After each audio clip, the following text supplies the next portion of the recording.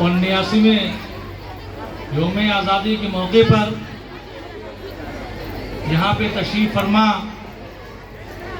इस स्कूल के मैनेजर बड़े भाई जनाब अफजाल अहमद खान साहब, इस स्कूल के सेक्रेटरी हमारे बड़े बुजुर्ग जनाब अकील अहमद खान साहब, इस स्कूल के मेंबर मेरे बड़े भाई जनाब ज़हीर अहमद खान साहब, यहाँ पे तशरीफ़ फरमा मेरे बड़े भाई जनाब तनवीर अहमद बबलू साहब, और हमारे बड़े बुजुर्ग जनाब वलीउल्लाह हाशमी साहब, और जो भी इस कुर्बो जवार से हमारी मोहब्बत में, इस स्कूल की मोहब्बत में यहाँ तशरीफ़ लाए हैं, सभी हमारे मुअज़्ज़ज़ मेहमान, प्यारे बच्चों और असातिज़ा इकराम, बड़े खुशी की बात है कि आज हम लोग अपना 79वां योम आज़ादी मना रहे हैं। यानी हमारे देश को आज़ाद हुए 78 साल पूरे हो चुके हैं। बेटा, हम लोग सुनते रहते हैं, बताया भी जाता है कि ये देश 15 अगस्त 1947 तक अंग्रेजों का गुलाम था। हम सभी लोग अंग्रेजों की गुलामी में जी रहे थे। हमारी अपनी कोई सरकार नहीं थी, हमारा अपना कोई कानून नहीं था, हमारा अपना कोई संविधान नहीं था। अंग्रेज हमारे ऊपर हुकूमत कर रहे थे, हम गुलामों की जिंदगी गुजार रहे थे। लेकिन हमारे देश के नौजवानों ने, हमारे देश के बुजुर्गों ने मिलजुल कर एक लंबी लड़ाई लड़ी देश को आजाद कराने के लिए। सैकड़ों साल की लड़ाई के बाद 15 अगस्त 1947 को हमारा ये प्यारा देश आजाद हो गया और हम एक लोकतांत्रिक देश में आए। लोकतांत्रिक देश का मतलब ये हुआ कि इस देश में किसी की बादशाहत नहीं रही, कोई राजा नहीं बना, जबकि यहाँ की आवाम को, यहाँ के लोगों को यह अधिकार दिया गया कि आप खुद अपनी सरकार चुनिए जो आपके लिए, इस देश के लिए, इस समाज के लिए काम करे। और अगर वो सरकार आपके इस देश की सेवा करने में, आपकी सेवा करने में नाकाम हो जाए तो 5 साल बाद उस सरकार को उखाड़ के फेंक दीजिए। ये बहुत बड़ी ताकत थी। लोकतंत्र की ताकत छोटी मोटी ताकत नहीं होती है। जिन मुल्कों में बादशाहत है वहां आवाम की अपनी कोई सोच नहीं होती है, वहां लोगों की अपनी कोई चॉइस नहीं होती है। बादशाह जो भी गलत सही फैसला करते हैं प्रजा को वो बात माननी पड़ती है। लेकिन सलाम है हमारे देश के उन वीर सपूतों को जिन्होंने अपनी नौजवानी में 20-20 साल की उम्र में तख्तेदार को चूम लिया, हंसते हंसते शहादत का जाम पी लिया, इस देश के लिए शहीद हो गए। आज हमें जरूरत है कि उनकी शहादत को याद करें, उन्हें खराजी अकीदत पेश करें, उन्हें श्रद्धांजलि अर्पित करें। कम से कम हम कुछ नहीं कर सकते तो इतना तो उनके लिए कर ही सकते हैं। बेटा, बहुत लंबी लड़ाई है।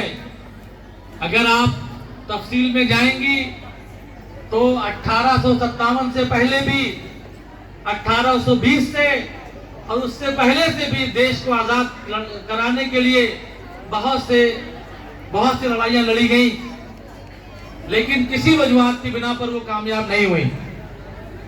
हजारों, लाखों, करोड़ों लोग शहीद हुए, हमारी नौजवान बहनें विधवा हो गई, लेकिन जो देश को आजाद कराने का जज्बा था वो खत्म नहीं हुआ। और हर बार एक नई उम्मीद के साथ, एक नई तवानाई के साथ हमारे नौजवान, हमारे बड़े बुजुर्ग इस देश को आजाद कराने के लिए आगे बढ़ते रहे। बेटा, ये सबकी मिली जुली कोशिश का नतीजा था कि अंग्रेजों को ये देश छोड़ के भागना पड़ा। उनके पैर उखड़ गए और उन्हें हमें आजाद करना पड़ा। बेटा, आज बड़े गर्व की बात है कि जो हमारा देश 1947 तक अंग्रेजों का गुलाम था, आज हमारा देश उनके बराबर खड़ा है। किसी भी हाल में हम उनसे 1 इंच भी पीछे नहीं है। ये भी हमारे लिए बहुत गर्व की बात है। देश को आजाद हुआ 78 साल हुआ। इन 78 सालों में हमने बहुत तरक्की की है। हमारे देश में जब हम गुलाम थे तो कोई वसाइल नहीं थे। अभी तो तुम बच्चे हो बेटा, लेकिन जिनकी उम्र 50 साल हो गई है, 40 साल हो गई है, थोड़ा जो उम्र दराज हो गए हैं, वो अपने बचपन के किस्से सुनाएंगे तो तुम्हें एहसास होगा कि देश ने कितना विकास किया है।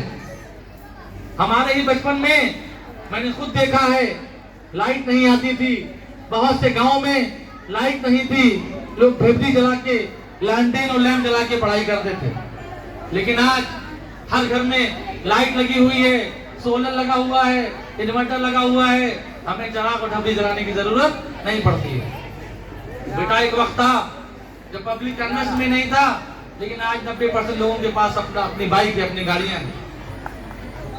कंप्यूटर, स्मार्टफोन, कभी आज से 30 साल पहले, 40 साल पहले, 50 साल पहले कोई तस्वीर भी नहीं कर सकता था कि आज हमारे हाथ में स्मार्टफोन होगा और हम 1 मिनट में दुनिया की सारी चीजें जानो समझो देख लेंगे। तो हमारे देश ने बहुत तरक्की की और हम एक परमाणु संपन्न देश भी हैं। आज दुनिया का कोई भी देश हमें आंखें दिखाने की जरूरत नहीं कर सकता है। हमारे वैज्ञानिकों ने एक बड़ा कारनामा अंजाम दिया कि हमारे देश को एक एटॉमिक कंट्री बनाया, जो बहुत बड़ी उपलब्धि थी। हम ऐसे सभी वैज्ञानिकों को सलाम पेश करते हैं, खराज अकीदत पेश करते हैं और उम्मीद करते हैं कि तुम्ही लोगों में से कोई ऐसा भी पैदा होगा जो इस देश का नाम पूरी दुनिया में रोशन करेगा।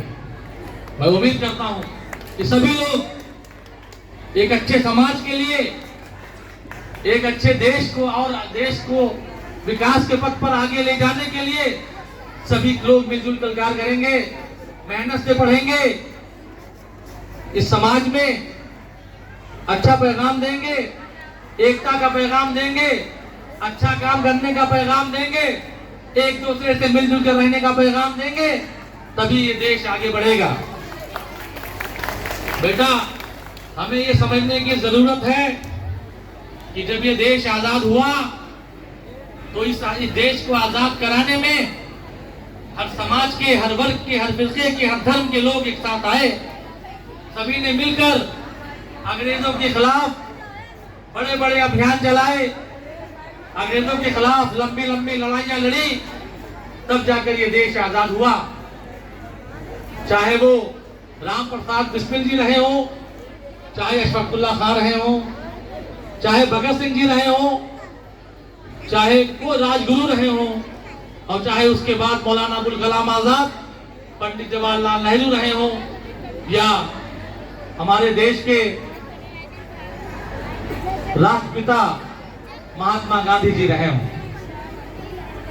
बेटा, चाहे वल्लभ भाई पटेल जी रहे हो, आप सभी लोग जानते हैं, सबने मिलजुल के जब इस देश की आजादी की लड़ाई लड़ी तब ये देश आजाद हो गया। जब इस देश की लड़ाई चल रही थी तो 2 लोग थे, 2 तरह का समाज था, 2 तरह के लोग आजादी की लड़ाई लड़ रहे थे। एक वो ग्रुप था जो कहता था कि हम मोहब्बत से इस देश को आजाद कराएंगे, हम बड़े बड़े अभियान चलाएंगे, हम एक बड़ा एक ऐसा अभियान करेंगे, लोगों को इकट्ठा करेंगे, अंग्रेजों के खिलाफ धरना करेंगे और अंग्रेजों को मजबूर करेंगे कि वो देश से भाग जाएं। लेकिन हम शस्त्र नहीं उठाएंगे, हम खून की होली नहीं खेलेंगे, हम लड़ाई नहीं करेंगे, हम अहिंसा के रास्ते पर चलेंगे। लेकिन एक दूसरा ग्रुप था जो नौजवानों का ग्रुप था, वो कहता था कि हमें अगर कोई आंख दिखाएगा तो उसकी आंख फोड़ देंगे, कोई एक हाथ मारेगा तो उसको 2 हाथ मारेंगे, हम किसी से कमजोर नहीं है, हम अंग्रेजों से कमजोर नहीं है। हमारे जिस्म में एक देशभक्त का खून दौड़ता है। हमारा खून ठंडा नहीं है। हमारा खून इस देश की आजादी के लिए दहक रहा है।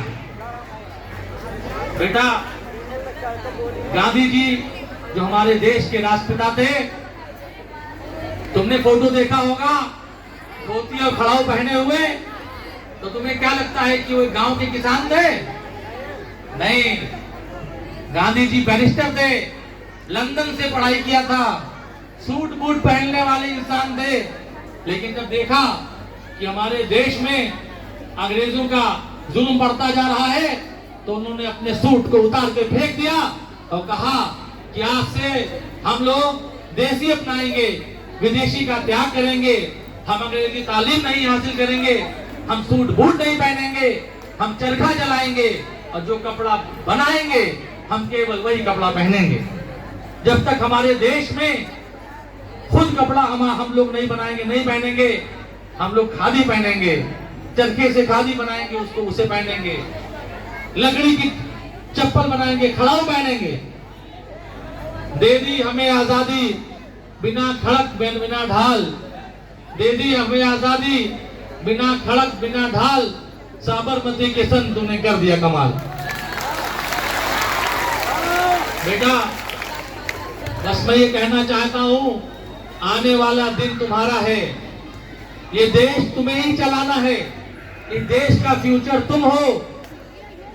ये तो दुनिया है, लोग आते हैं जाते हैं, हमसे पहले पता नहीं कितने लोग रहे होंगे जिनका हमें नाम भी याद नहीं, पता नहीं कितने हमारे बाद भी आएंगे जिनको हमारा भी नाम याद नहीं होगा। लेकिन हमारा प्यारा देश यूं ही हंसता खिलता मुस्कुराता रहेगा और तरक्की के पथ पर हमेशा आगे बढ़ता रहेगा। बेटा, सिर्फ कुछ पैगाम लेके जाओ। आज का दिन हमें कुछ सीख देता है, हमें सीखने की जरूरत है, अपने बुजुर्गों के पैगाम को आम करने की जरूरत है। सबसे पहला पैगाम जो इस देश के हित में है वो एकता का पैगाम है। इस देश की जो सबसे बड़ी पहचान है वो अनेकता में एकता की पहचान है। यहाँ कोई हिंदी बोलता है, कोई उर्दू बोलता है, कोई तेलुगु बोलता है, कोई बंगाली बोलता है, कोई मलयालम बोलता है, लेकिन जब भारतीयता की बात आती है तो सभी लोग एक साथ एक प्लेटफॉर्म पे इस देश के लिए खड़े रहते हैं। बेटा, इस देश में हर धर्म के लोग रहते हैं, हर जात के लोग रहते हैं। कोई अल्लाह ताला की इबादत करता है, कोई भगवान की पूजा करता है, कोई गौतम बुद्ध जी की उपासना करता है, कोई क्रिश्चियन है, वो क्राइस्ट चर्च की करता है, चर्च जाता है। ठीक है बेटा, लेकिन हमारी सिर्फ एक पहचान है। जब भारतीयता की बात आएगी तो हम सब लोग भारतीय हैं, हम सब लोग इंडियन हैं। सबसे पहली पहचान हमारी एक भारतीय होने के नाते है, हमारी एक भारतीय होने के नाते हमारी सबसे पहली पहचान है। उसके बाद हम हिंदू, मुसलमान, सिख और ईसाई हैं। सबसे पहले हमें ये पहचानने की जरूरत है, सबसे पहले हमें ये समझने की जरूरत है। सबसे पहले हमें ये समझने की जरूरत है, सबसे पहले हमें इस पैगाम को आम करने की जरूरत है कि जब तक हम मिलजुल कर इस देश के साथ खड़े रहेंगे, अपने देश के लिए खड़े रहेंगे, तब तक हम विकास के पथ पर आगे बढ़ेंगे। और जिस दिन धर्म के नाम पर, जात के नाम पर, संप्रदाय के नाम पर हमारे बीच में बंटवारा हो जाएगा, हम फिर से कमजोर हो जाएंगे। जो लोग हमें धर्म के नाम पर, जात के नाम पर बांटना चाहते हैं, वो इस देश के सबसे बड़े दुश्मन हैं और हमें इसे पहचानने की जरूरत है। क्योंकि सारे जहां से अच्छा हिंदुस्तान हमारा, हम बुलबुले हैं इसकी, ये गुलसिता हमारा। मजहब नहीं सिखाता आपस में बैर रखना, हिंदी है हम वतन है, हिंदुस्तान हमारा। बेटा, हम यही चाहते हैं कि सभी लोग इस पैगाम को लेके जाओ। तुम लोग इस स्कूल में पढ़ते हो, मैं अक्सर कहता हूं अपने बच्चों से और सभी से कि जब हमारे गेट के अंदर घुसा करो तो हिंदू, मुसलमान, सिख ईसाई का चोला वहीं पे उतार के आया करो। जो हमारे गेट के अंदर घुसेगा वो पक्का और सच्चा हिंदुस्तानी है। ना यहाँ कोई हिंदू है, ना मुसलमान है, ना सिख है, ना ईसाई है। हम तुम्हें एक नजर से देखते हैं। बेटा तुम्हें कोई तकलीफ होगी तो तुम हमारे सबसे करीबी बेटे हो, तुम हमारी सबसे करीबी बेटी हो। हमें उतना ही दुख दर्द होगा जितना तुम्हारे माँ बाप को होगा। बेटा इस देश के हमारे जो फाउंडर्स थे उसमें आपके बयारा गांव के काजी अदील अब्बासी साहब और काजी दलील अब्बासी साहब का भी नाम आता है, जो एक बड़े फ्रीडम फाइटर थे, मुजाहिदे आजादी थे, स्वतंत्रता संग्राम सेनानी थे। उन्होंने भी देश की आजादी के लिए बहुत मुजाहिदे किए, बड़ी मुशक्कतें झेली, साल हा साल जेलों में मुकीद रहे। लेकिन अफसोस की बात है कि इस इलाके के लोगों से पूछा जाए तो कम ही लोग उनके बारे में जानते होंगे कि उन्होंने देश के लिए कैसी कैसी लड़ाइयां लड़ी। हमें ये जानने की जरूरत है। सच्ची खराबी अकीदत हमें उनको तभी हो सकती है उनके लिए जब हम उनके बताए हुए रास्ते पर चलें। काजी दलील अब्बासी और अदील अब्बासी साहब ने हमेशा हिंदू मुस्लिम एकता का पैगाम दिया। कभी उन्होंने जात और धर्म के नाम पर कभी अलगाव की राजनीति नहीं किया। सबको साथ लेके चले। जो उनके दरवाजे पे आ गया अगर वो सच पे है तो किसी धर्म का हो उसका साथ दिया, और गलत पे है तो वो किसी भी धर्म का हो उनकी मुखालफत किया। यही पैगाम है। हमें गलत करके मुखालफत करनी है, हमें सच का साथ देना है, हमें धर्म और जात नहीं देखनी है। इस देश में जो पैदा हुआ वो सब भारतीय हैं। बेटा हम लोग बाई चॉइस किसी धर्म के नहीं हैं। हम जहां पैदा हो गए उसी धर्म के हैं, और जिस जात में पैदा हो गए उसी जात के हैं। ठीक है, हमने बाई चॉइस किसी धर्म और किसी जात को नहीं स्वीकारा है। हम सब एक हैं, हम सब भारतीय हैं, हम सभी को मिल के रहना है।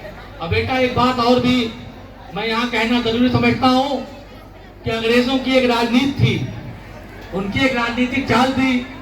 जब उन्होंने देखा कि देश को आजाद कराने के लिए हिंदू मुसलमान सिख ईसाई सभी ने कंधे से कंधा मिलाकर अंग्रेजों के पैर इस देश से उखाड़ दिए, तो उनकी एक कूटनीति थी कि जाते जाते इस देश का बंटवारा कर दो, जाते जाते इन लोगों के बीच में एक खाई खोद दो, एक दीवार खड़ी कर दो कि फिर ये हमेशा कमजोर होते जाएं।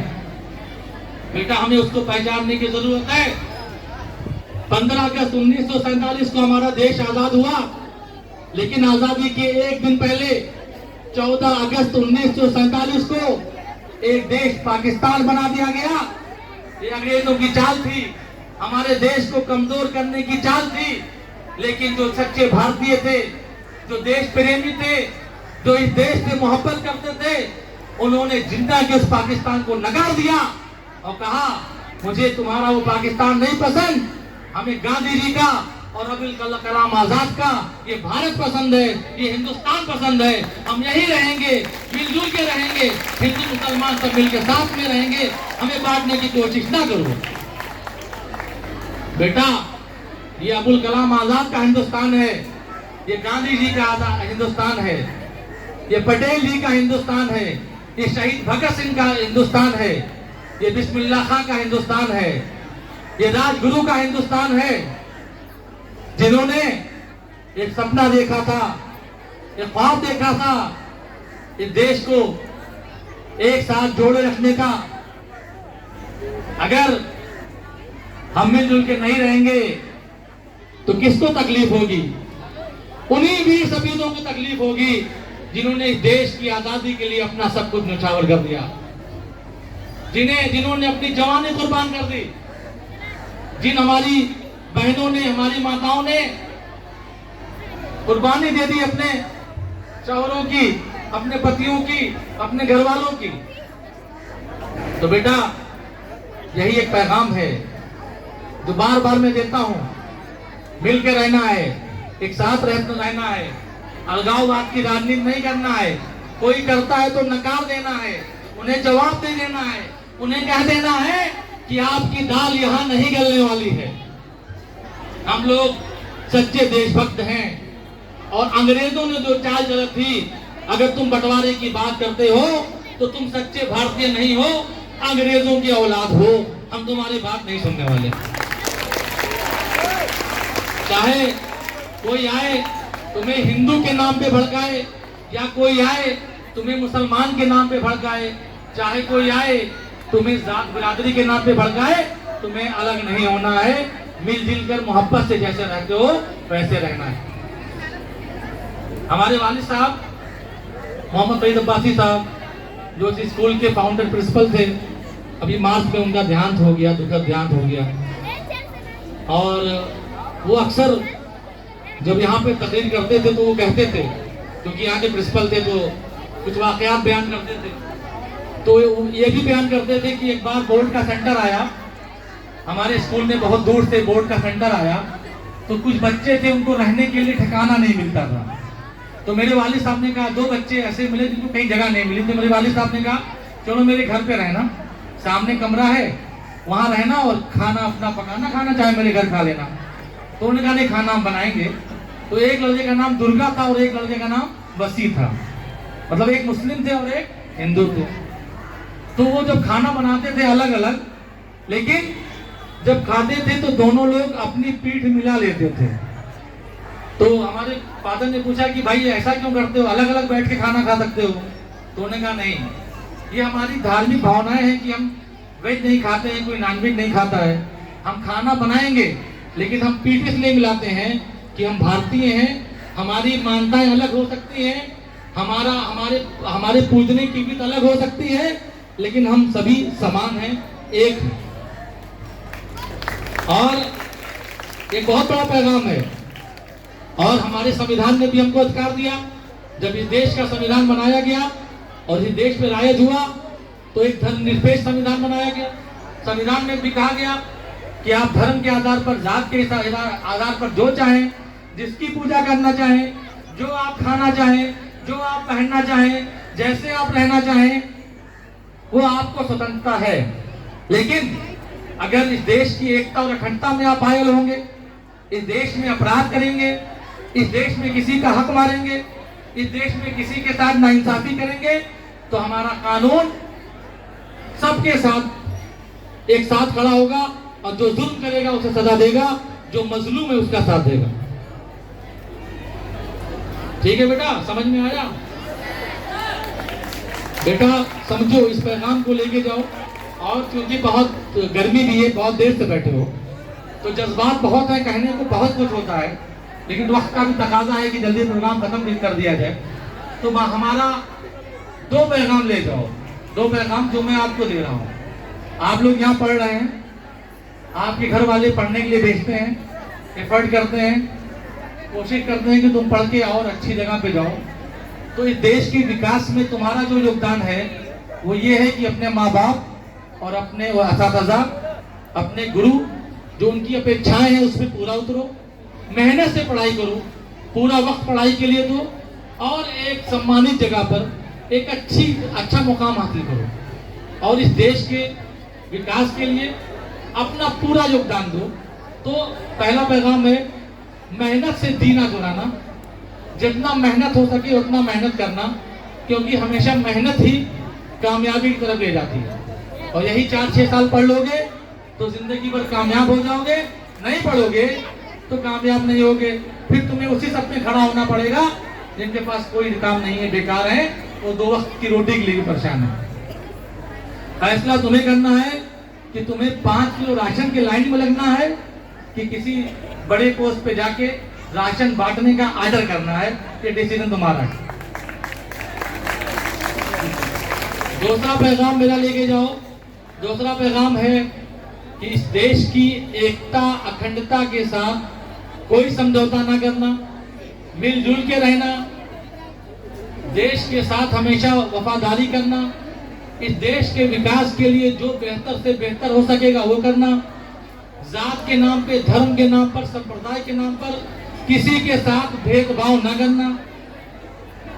अगर भेदभाव करना तो खराब और अच्छे आदमी में करना, जो अपराधी होगा उसका साथ ना देना, जो खराब होगा उसका साथ ना देना, जो अच्छा होगा, जो हक बात कहेगा, उसके साथ हमेशा खड़े रहना। यही दो पैगाम तुमको दे रहे हैं, यही तुम्हें लेके जाना है। और यही सच्ची खराजी अकीदत हमारे उन वीर सपूतों को है जिन्होंने इस देश को आजाद कराने के लिए अपना सब कुछ न्यौछावर कर दिया। अभी हम नारा लगाएंगे इस देश के लिए, आप सभी लोग हमारे साथ उसका जवाब देंगे। हिंदुस्तान जिंदाबाद, हिंदुस्तान जिंदाबाद, हिंदुस्तान जिंदाबाद, भारतवर्ष की जय, भारतवर्ष की, भारतवर्ष की जय हिंद, जय भारत।